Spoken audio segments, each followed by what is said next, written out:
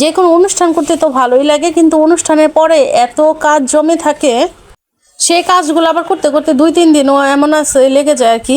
তো এই তো দেখতে পাইতেছেন 2 দিন আগে আর কি একটা ছোটোখাটো প্রোগ্রাম করছিলাম, আর সেই প্রোগ্রামের পরে অনেকগুলো কাজ আমার জমে রয়েছে। তো এই কাজগুলো কিন্তু এখন করতে হবে আর কি। তো এখন আস্তে আস্তে সবগুলো কাজ করতেছি, কারণ ছোট বাচ্চা আছে, তা ছোট বাচ্চা নিয়ে কিন্তু সব কাজ টাইম মতো করতে পারি না। তো এখন হইতেছে আস্তে আস্তে সব কাজগুলো খুব সুন্দরভাবে করে নিব। আর এগুলো তো সেই দিনই ধুয়ে রেখে দিছিলাম, কিন্তু একবারে আর কি উঠায় রাখা হয় নাই, তার জন্য আজকে সকাল দিকে একটু ফ্রি ছিল সময় আর কি। তো এখন হইতেছে সব সুন্দরভাবে হইতেছে মুছা নিতেছি। এখন সব কিছু একদম উঠায় রাইখা দিব, আবার যখন প্রয়োজন হবে তখন আবার আর কি নামাই নেব। এভাবেই কিন্তু সব কিছু করা লাগে। তো এখন হইতেছে সব কিছু খুব সুন্দরভাবে আমি গুছায় গাছায় নিতেছি, কারণ দুপুর দিকের পরে তো আবার রান্নাবান্না করতে হয়, তো তখন কিন্তু এগুলো করার সময় একদমই নাই। আর দেখা গেছে ওদের গোসল করাইতে হয়, খাওয়াইতে হয়, তারপর আবার অনেক কাজ থাকে, রান্না থাকে, ইফতারি বানানো থাকে। তো তখন কিন্তু এত কিছু কিন্তু একসাথে করা যায় না। বাচ্চাদের খাওয়াটা তারপরে কিন্তু দুপুরবেলা একদম সব কিছু রেডি করে কিন্তু 3টার পরে রান্না করতে চলে যাই। তাও কিন্তু দেখা গেছে ইফতারের আগ মুহূর্তেও কিন্তু অনেক বিজি থাকতে হয়, কারণ তখন একটু রান্নার প্রেশারটা পড়ে, কারণ রাত্রে যেহেতু রান্না করি না, দুপুর দিকে আর কি আমি সব কিছু রান্না একসাথে করে ফেলি। এই তো সব কিছু একদম আমি গুছায় একদম রান্না করতে চলে আসছি। আর সব কিছু যেহেতু একদম গুছায় নিছি, আমার রান্না করতে খুব বেশি সময় লাগবে না, হাতে গোনা 1-2 ঘন্টা সময় লাগবে। তো এখন খুব সুন্দরভাবে সব কিছু আমি গুছায় গাছায় একদম সব কিছু আমি রেডি করে তারপরে কিন্তু রান্না করতে আসি। আর এটা কিন্তু এখন না সব সময় আমি এরকমই করি, কারণ আমার কাছে রান্না করাটা একটা মানে যদি গুছায় না নিই তাহলে মনে একটা ভেজাল লাগে। আর সব কিছু কিন্তু সুন্দরভাবে যদি গুছায় নিই তাহলে আমার মনে হয় কাজগুলো খুব ইজি হয়, আর সব কাজ আর কি তাড়াতাড়ি হয়ে যায়। কারণ দেখা গেছে রান্না বসায় দিয়ে এটা সেটা কাটলে কিন্তু দেখা গেছে রান্নাটাও পুড়ে যায়, আবার হইতেছে দেরিও হয়ে যায়।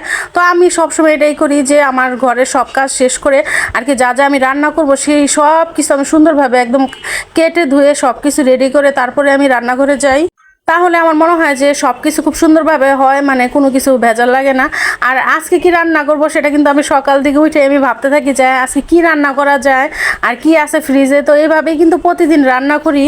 আমার মনে হয় এটা কিন্তু আমার একার না টেনশনটা, এটা কিন্তু আমাদের সব মহিলাদেরই, কারণ যারা সকালে রান্না করা লাগে দুপুরবেলা, তারা কিন্তু সকাল থেকে ঘুমের থেকে উঠে কিন্তু ভাবতে থাকে যে আজকে কি রান্না করব, কি দিয়ে কি রান্না করব। তো সব কিছু কিন্তু মাথার ভিতরে একটা মানে ঘুরপাক করতে থাকে। তো তারপরেই কিন্তু সব কিছু শিডিউল মাফিক যা যা রান্না করব গুছায় গাছা সব কিছু খুব সুন্দরভাবে আর কি কেটে ধুয়ে সব কিছু নিয়ে তারপরে হইতেছে একবারে রান্না করি। তো এখন হইতেছে আমি একদম আমি সন্ধ্যা রাত্রে আর হইতেছে সেহরি রান্নাটা দুইটাই একসাথে করে ফেলবো। তার জন্য হইতেছে সব কিছু সুন্দরভাবে 2-3টা আইটেম একসাথে রান্না করে ফেলি।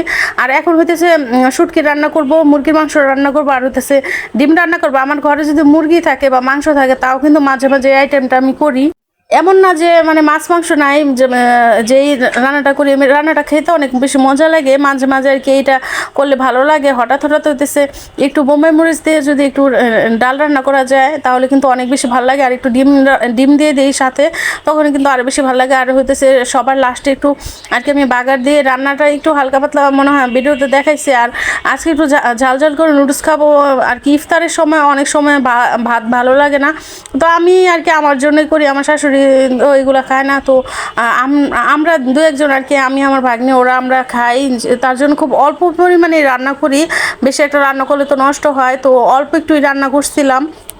একদিকে তো ইফতারির রান্না করতেছি, আরেকদিকে হইতেছে নুডলসও রান্না করতেছি। আর নুডলসটা আমার মেয়ে অনেক বেশি পছন্দ করে, আর আপনাদের ভাই তো এই নুডলস টুডলস এগুলো একদমই খায় না। তো আমাদের 2 জনের জন্য যেহেতু রান্না করতেছি, আর আমার মেয়েও খাবে, মোট 3 জন খাবো, তার জন্য অল্প পরিমাণে রান্না করতেছি। আর নুডলসে তো আমার ম্যাগি মশলা না দিলে একদমই মজা লাগে না। এই নুডলসটা আমি প্রথম রান্না করতেছি, এটা লাস্ট মার্মাতে আনছিলাম আর কি, 3টার একটা প্যাকেজ আনছিলাম। তো নুডলসটা একটু মোটা মোটা ছিল, তো খাইতে বেশ একটা খারাপ না, তবে আমার চিকন কোকোলা নুডলসটা অনেক বেশি মজা লাগে। তো এটাও মজা ছিল, এটা হইতেছে সস দিয়ে আমি খাইছিলাম খুব, আর ঝাল করে একটু বোম্বে মরিচ কিছুটা দিছিলাম, তার জন্য আরও বেশি মজা লাগছিল।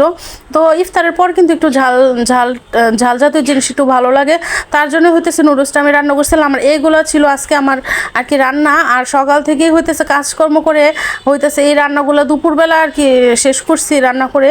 তো এখন হইতেছে ইফতারির সময় আর কি আমি একটু নুডলস খাইছিলাম, তো হালকা পাতলা খাইলে কিন্তু ভালোই লাগে। আর যেহেতু অনেকটা বেশি ঝাল দিয়েছিলাম, ঝাল দেওয়ার কারণে অনেকটা বেশি মজা লাগছিল। আমার মেয়ে আবার বেশি একটা ঝাল দিলে খায় না, তো ওর জন্য আবার বেশি একটা ঝালও দিতে পারি না, হালকা পাতলাই দেই। বেশি একটা ঝাল খায় আমার মেয়ে আর কি, যে কোনো জিনিস যেহেতু ও এখন আমাদের থেকেই খায়, তো ওর জন্য ওর কথা ভাইবা আমি বেশি একটা ঝাল টাল দিই না। তরকারি হোক বা হইতেছে মুরগি টুরগি হোক, যেহেতু ও আমাদের সাথে একসাথে বসেই খায়, তার জন্য আর কি সবার কথা ভেবে আর কি নর্মাল ঝাল দিয়ে খাই। তো এটা হইতেছে ইফতারের পর আপনাদের ভাইয়াকে বলছিলাম যে একটু ফুচকা এনে দিলে ভালো হয়, অনেকদিন হচ্ছে ফুচকা খাই না। তো আমাদের বাসার নিচে আবার একটা ফুচকার দোকান ছিল, আপনাদের ভাইয়া আমাকে ফুচকাটা এনে দিছিল। আর বিশ্বাস করেন ফুচকাটা অনেক বেশি মজা ছিল, যেহেতু বোম্বাই মরিচ দেওয়া ছিল আর একটু ঝাল ঝাল করে। আর মানে ফুচকাটা এত বেশি মজা, সবাই খায়। সবাই ভালো থাকবেন, আল্লাহ হাফেজ।